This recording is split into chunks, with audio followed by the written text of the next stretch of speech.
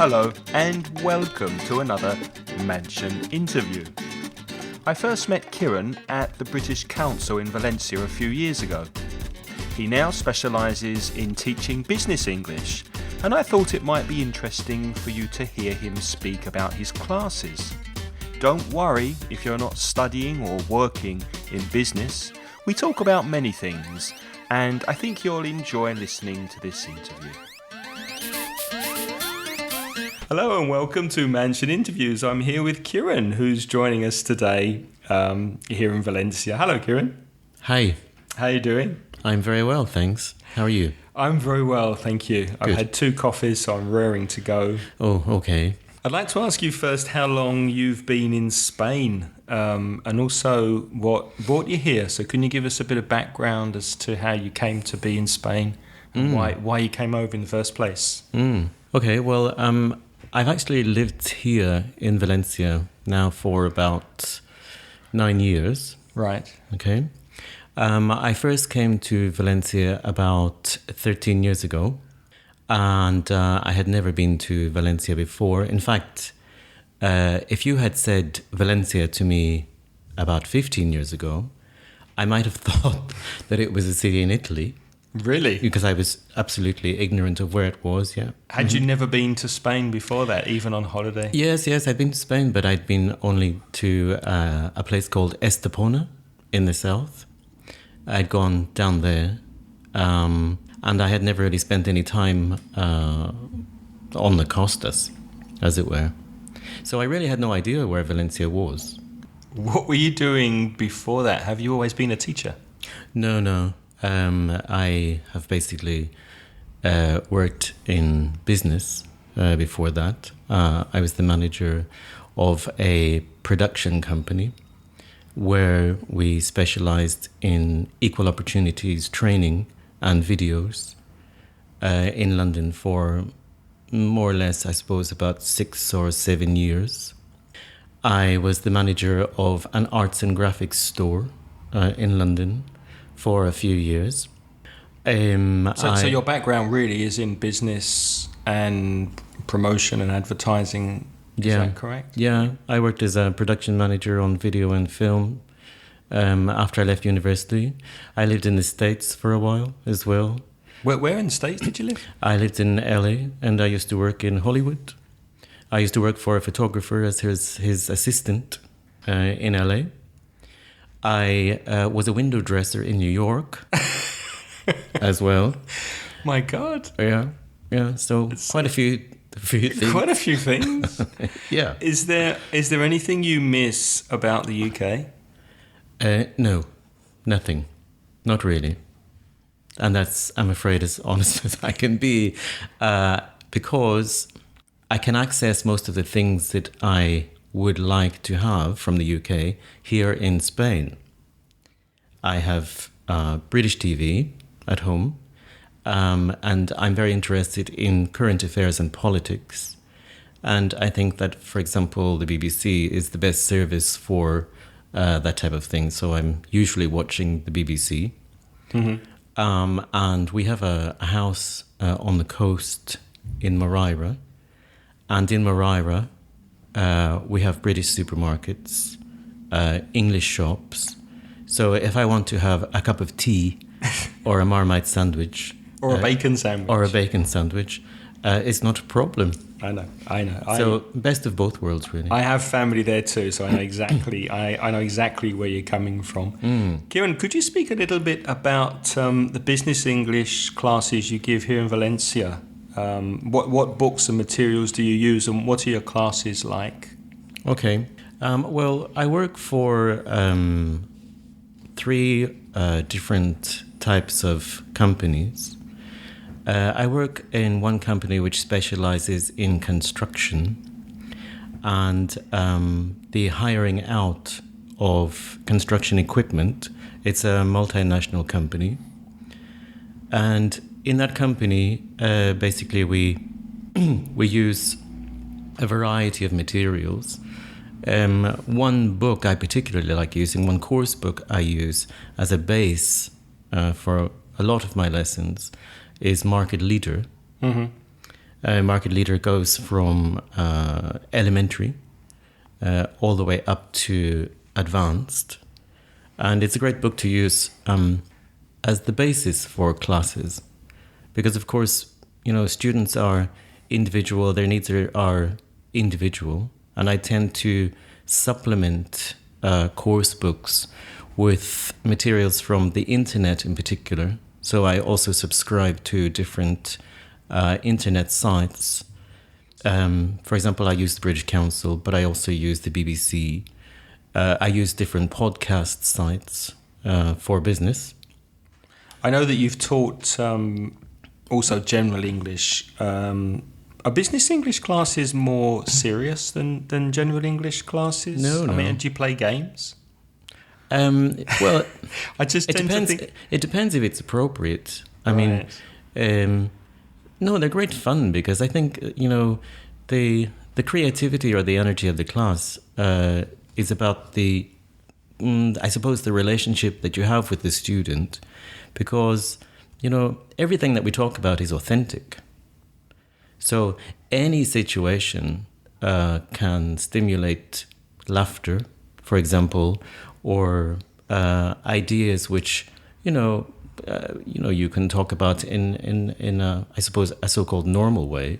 It's all conversation and it's all talking about life and how we approach problems. Okay, it's in a business context, but that doesn't mean to say that it's going to be dry or serious or boring. I don't know if you agree, but I think some teachers tend to approach business classes from the point of view of it having to be quite serious and quite formal.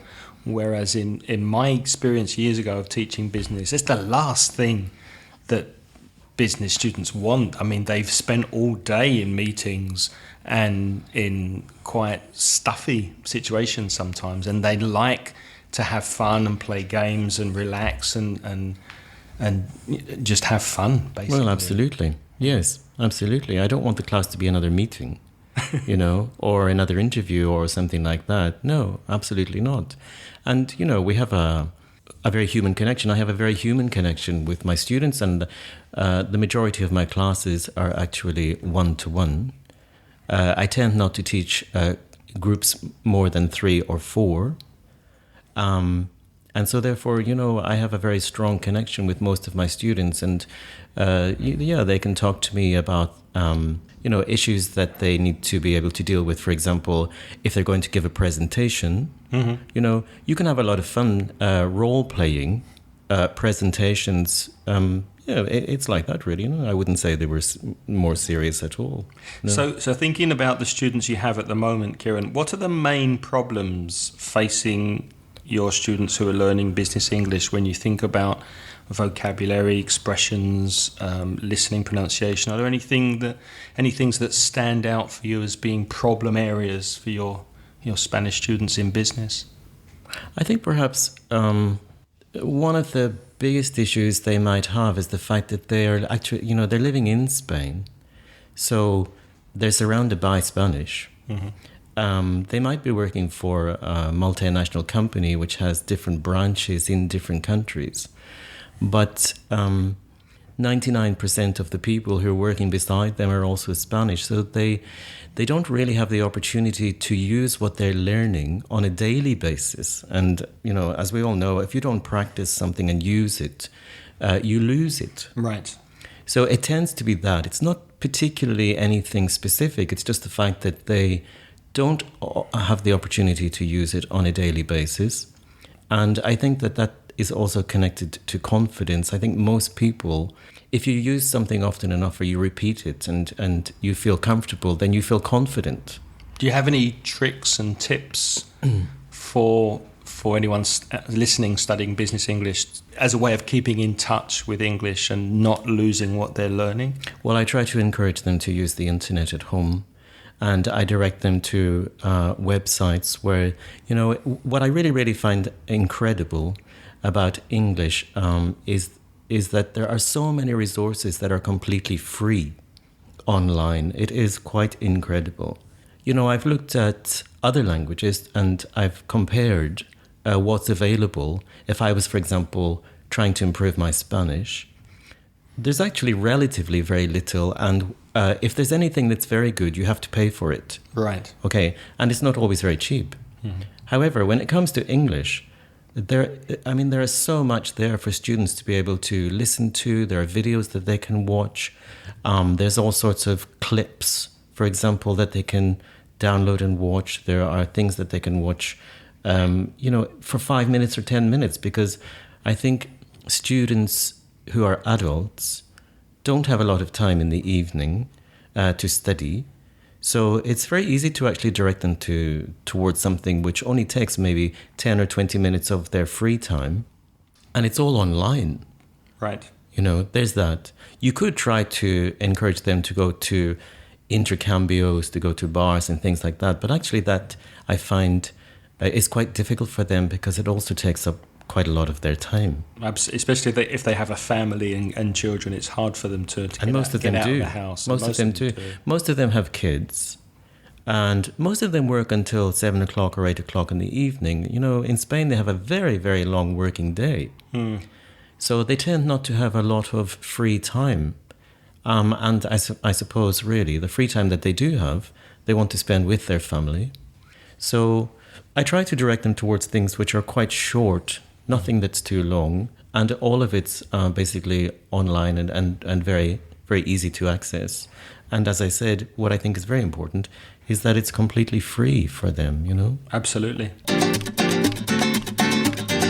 What are the main cultural differences between the way of doing business in Spain and in the UK? Because you've worked in business in the UK. It's such a big question. You've seen both sides of the coin, as it were. You've seen business conducted in the UK, business conducted here in Spain. Are there many differences? I mean, can somebody learning English in Spain just go to the UK and do business quite comfortably? Well, of course, I think anyone can go to any culture and, learn how that culture operates. So, I mean, it happens quite regularly, that Spanish people go to England and start to work. But in the same way that I came here as a professional person, I had to start adapting to how things happen in Spain as compared to how things happen in the UK. And was that difficult for you as a? Well, yes. Well, I wouldn't say it was difficult. Sometimes it was quite frustrating. Because you're self-employed now, so you you are a business person because you're responsible for your own business. Yes, I am. Was that a difficult transition?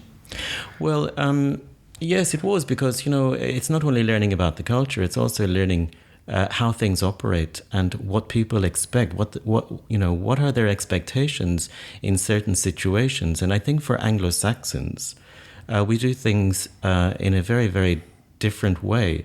What I'm not saying, I think this is really important. Okay, I'm not saying that either way is better. Okay, I'm really not, because I think there's a stereotypical idea that Anglo-Saxons or Northern Europeans are very efficient and Southern Europeans are not. I think that's a very simple stereotype. You think it's true? No, I don't think it's particularly true. No, I don't. I just think that we have different concepts of certain things. For example, Spain has a very different long working day. Okay? There's no getting away from that. You have to learn to live with that. So people they almost have a different concept of time, So for us, we're very driven by the clock. That's very important for us. And we have to try to finish tasks. And we tend not to like it when we don't finish tasks in a very linear manner. Whereas for Spanish people, what's very important for them is the relationship that's happening, with the people that they're doing business with. That's really, really important for them. And I love that. I really do love that. But what it does do is it means that it's okay to leave something perhaps not quite finished for now, because their relationship with you is what's more important. They're not going to cut you off because they feel they don't have time. Right. But we will, because we're more conscious of wasting time, because we seem to think that that's what's really important is the time. Whereas for them, that's not the only important thing. The important thing is also the time that they have for you. Well, there are two things I'd like to say, and I'd be interested to see what you comment on these. Firstly, the way Spanish approach business meetings as far as the agenda's concerned, what they're going to speak about, because in my experience, there will be 3 or 4 points on the list of things that are going to be discussed in a meeting, but you very rarely get past point 2. And whereas British people tend to stick very closely to the agenda because they're very conscious of the fact that they have to cover everything that's to be spoken about, in a Spanish meeting you might get stuck on point 1 or point 2 and go off at tangents and angles and not come back to the agenda, which is something that really, really bothers me. What do you think about that? Well, I think that does bother Anglo-Saxons, quite simply. You know what I mean? I mean, because that's our way of approaching it. But surely in a business meeting, the idea is not to make friends and bond. The idea is to... Isn't it? Always? I mean, is that not important also? It's important. Okay, I'll tell you what I think. Something I think that's really important, okay, is that I think that, today we live in a very, very capitalist society. Okay? So many things are based on time and money. Now, that capitalism itself was created by the Anglo-Saxon world.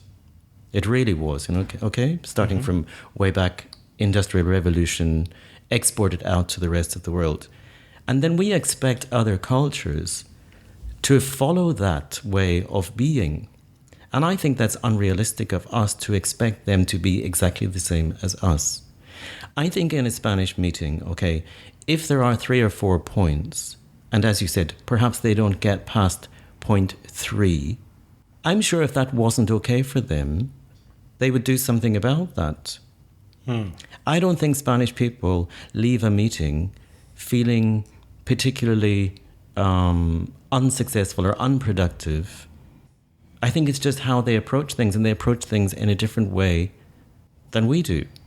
Okay. Or perhaps point 4 is spoken about very quickly, or perhaps point 4 is spoken about the next day, or perhaps point 4 is spoken about in the bar later. I don't know, but it's just their way of doing things. And I think that for us to try to put our template on top of them is perhaps something which leads us to be frustrated.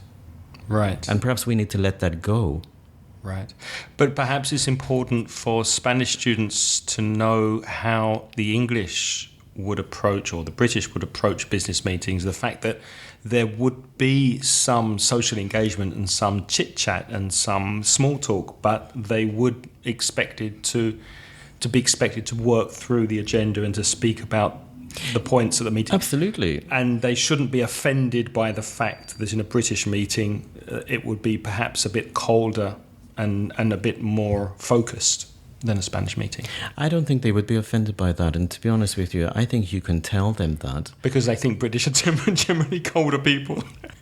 Well, No. I'm not sure if they do think that, really. One thing I do get is that they think that people from the UK are actually very punctual. They're very aware of time. Yes. They always say that we're very polite, for example. But these are all aspects of stereotypes which, parts of it are true, but parts of it are not. And I think that, a student who goes to the UK and ends up sitting in a business meeting is not going to be offended by the efficiency of that meeting. They're not. They're just going to see it as a very Anglo-Saxon way of conducting a meeting, which perhaps does come across as being incredibly efficient, incredibly focused. It has a beginning, a middle, and an end. It is an agenda which is followed very closely. It is a person taking the minutes of that meeting. It is a chairperson who's completely in control of what's going on. That's the normal way, to have a meeting in the UK. But I don't think they're going to be offended by that. I think they're just going to learn very quickly that that's how it is. And that's how it is. How do you see the future for Spanish small businesses? You teach business English. Are you optimistic or pessimistic about the economy? Because I've heard from some of my students that the government are trying to help small businesses and stimulate the economy, encourage more businesses to start up on their own, Are you going to the side of an optimist or a pessimist? I think that it's difficult to view the Spanish government in isolation, because the European community is on a very narrow road where basically austerity is the order of the day. So in many ways, Spain can't avoid that, It's interesting because, in fact, today is the day that in Greece they have elected a party which is very anti-austerity. That's right. And very, very left-wing. Absolutely, very left-wing. And a lot of people I know are hoping that this is a sign for Spain in the future, that with Podemos, that this is exactly what will happen here. Because I think that people are tired of the crisis, I think that's what it is. People, for example, in my neighborhood, there's a sign in my local bakery on the window saying that in the last 3 years, 70% of the small businesses have closed down. Really? Yeah. 70%, okay? And I think that's true because in my street alone, I would say 2 out of every 3 shops has closed down. They haven't reopened, so it's very difficult to see any sign of help for anyone, really. I do see people trying to start small businesses, but they don't seem to have a very good idea of how to conduct market research and find out in advance if their small business is going to be successful. I think they tend to hope more than anything that it will be. And unfortunately, very often after 4 to 6 months, they've closed down again. And I think that's a real pity because someone has obviously lost money. Right. And probably money that they couldn't afford to lose. I mean, I have seen that happen quite a bit. Me too, especially in this area near the beach where a lot of businesses start up and close within 6 months or 8 months. They just can't manage to make ends meet. No, they can't. It's such a shame. Absolutely, and I think people are frightened of spending money that they don't need to spend. So I think it's a bit of a vicious circle, really. I'm not a great fan of government policy.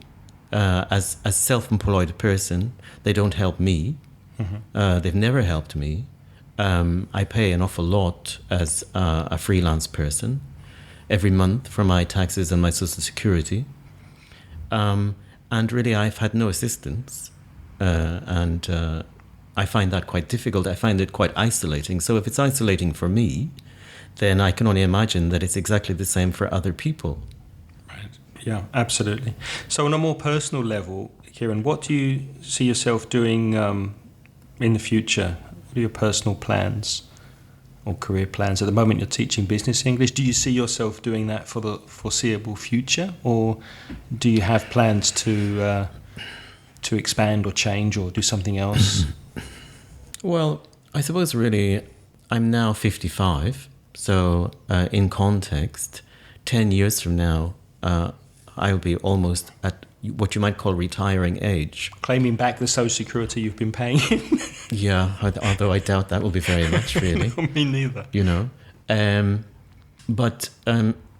Well, let's say, first of all, I don't intend on ever retiring, okay, because I really enjoy teaching so much that I would hate to think that there would come a day when I didn't have a class with someone. Even if I was 95 years old, I'd like to have some students, really. That's nice to hear. No, really, I would. Other things that I'm interested in, well, I suppose really what interests me most is communication. So that's, at the moment, teaching. But as I said, I would like that to always continue. Perhaps not to the same extent. Although, of course, financially, we all need to be able to work so that we have enough money to live on. Right. But, I think, as I've said to you previously before this podcast, I'm also very interested in technology, digital technology, perhaps expanding my interests into that form of communication and seeing what the possibilities are there. Although I don't really know what that is because I haven't explored it yet, but I would like to. What do you do with your time when you're not teaching? Any hobbies? Yeah, actually, I read a lot. So I read a lot of fiction. Mm-hmm. Do you write? I try to sometimes, but I usually end up not completing anything when it comes to writing. But I hope you've kept what you've written so far. Well, I have, but I don't think I would like anyone to see it. Really. I have 2 dogs. Both of them are rescue dogs, and I just completely adore them. I really do. So a lot of your time is taken up walking them and exercising them, I would think. Yeah, and being with them. Yeah, I love being with them. I mean, one of my favorite things really in the world is there's myself, my 2 dogs, okay, having a siesta together, and the 3 of us are just lying on the bed with the sun coming through the window, and it's just the best thing in the world, really, you know? My husband's at work, usually when that's happening, and I just love it, and they love it. And that's the best part of your day. It's the best part of my day, you know. And as I said, both of them are rescue dogs. One was found tied to a lamppost outside the bus station at Valencia. And they're both small terrier type dogs, a bit like Jack Russell's. Mm-hmm. And he's deaf. He's completely deaf. Okay? And the other one, who's a girl, she was found in a box at a train station in a small village or a small town called Benissa. And it gives me great pleasure to be able to give them both a home, considering where they came from. I love that. I really do. Kieran, I'd like to ask you 3 or 4 quick questions. Go ahead. Put you in the hot seat and ask you some quickfire questions. So okay. Just tell me what you think. If you weren't a teacher, which profession would you choose? I think I would probably be a therapist or a counselor. Which famous person, dead or alive, would you like to have dinner with? Dead or alive, famous person. Gosh, that's really difficult, actually. Take your time. Germaine Greer. Germaine Greer. Yeah, I adore her. Where would you go in a time machine? Where would I go in a time machine? Oh, I'm not sure really. What do you mean, either back or forwards? Of course. If it's a time machine, you can go either way. That's true. Would you want to know the future, or would you want to visit? No, I'm not interested in knowing what the future holds, really. I just hope that it's okay for as long as it can be. But if I was to go back, I think I would go back to the 70s. And in the UK or somewhere else? Because you've been to no, I would go California. Back. Yeah.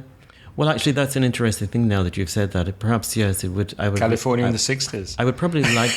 Yeah, I probably would have loved to have really lived in Tales of the City. And Armistead Maupin is another person I would absolutely love to spend a little bit of time with. Mm-hmm. So I think if I could have been in anything, it would have been a character in Tales of the City. Whose face comes to mind when you think punchable? Oh, okay.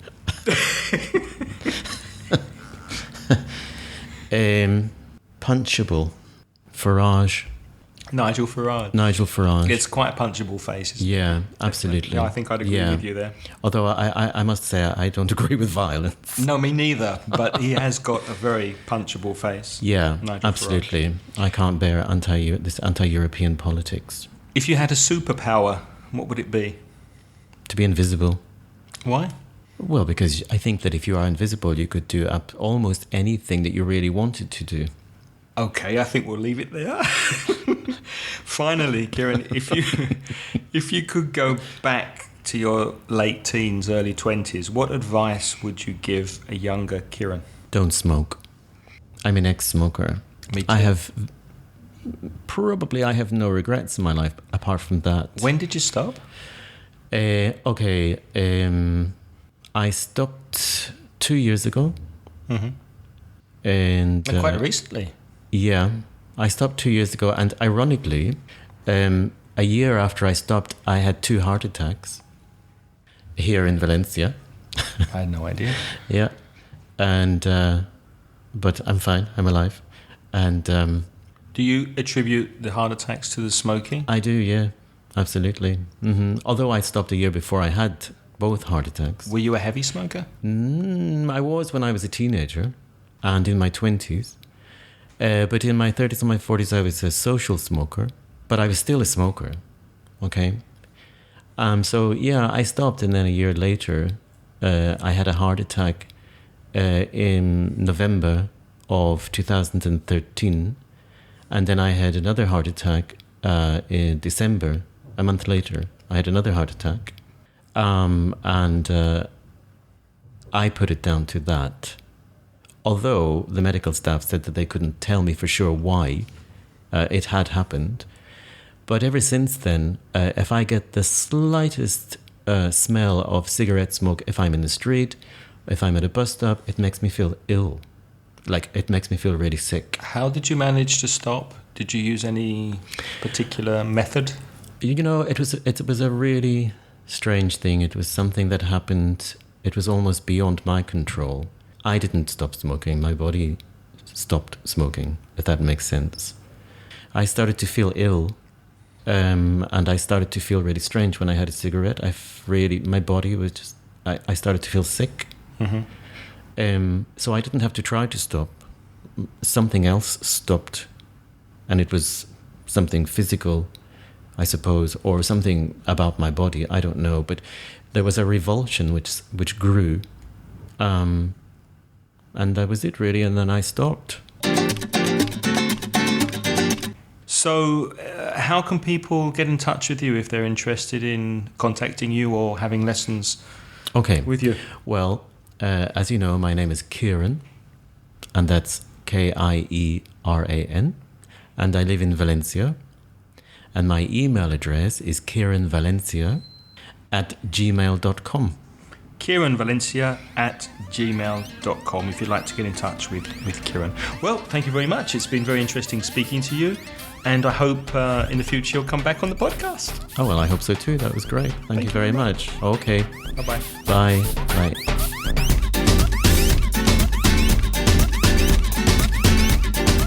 Well, I thoroughly enjoyed chatting with Kieran, and I hope he can come back for another interview in the near future.